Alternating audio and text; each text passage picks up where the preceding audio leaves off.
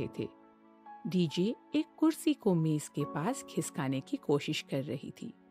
कुर्सी का वजन ज्यादा था, अकेले वह उसे हिला भी नहीं पा रही थी।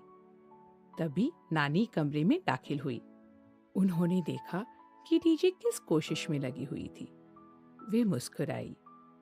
नानी बोली, आओ बच्चों, मैं तुम्हें चंचू नाम की चींटी की कहानी सुनाती हूँ। वह वुडवर्ल्ड जंगल में रहती थी।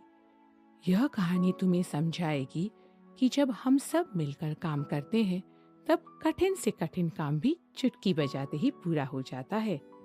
चंचू चींटी अपने दोस्तों के साथ वुडवर्ल्ड जंगल के एक मोहल्ले में रहती थी। वो बहुत मेहनती थी।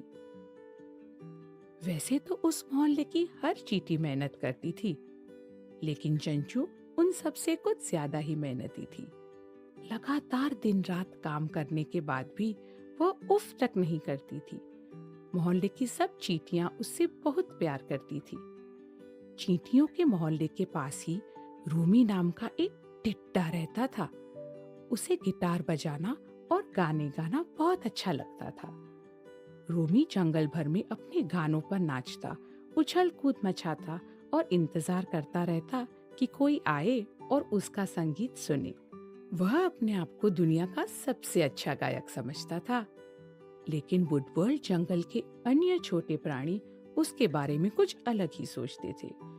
दुख की बात यह भी कि रूमी बड़ा ही नीच और खुदगर्ज था। अक्सर ही चींटियों के मोहल्ले में चुपचाप घुस जाता और उनका सारा खाना चुरा लेता, जो छोटी छोटी चींटियों ने बड़ी मेहनत से जमा किया होता था। चंचू उस पर चिल्लाती, ऐसा मत करो रोमी, लेकिन रोमी के कान पर जू भी नहीं रेंगती। ऊपर से वह एक खेला छीन लेता और हंसते हंसते वहां से बचकर निकल जाता।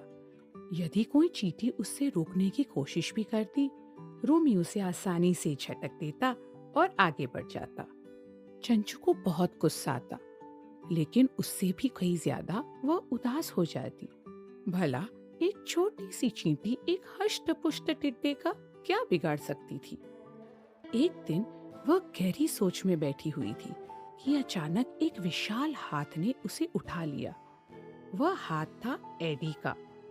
एडी ने अपने आवर्धक लेंस से उस छोटी सी चींटी को बड़ा करके देखा।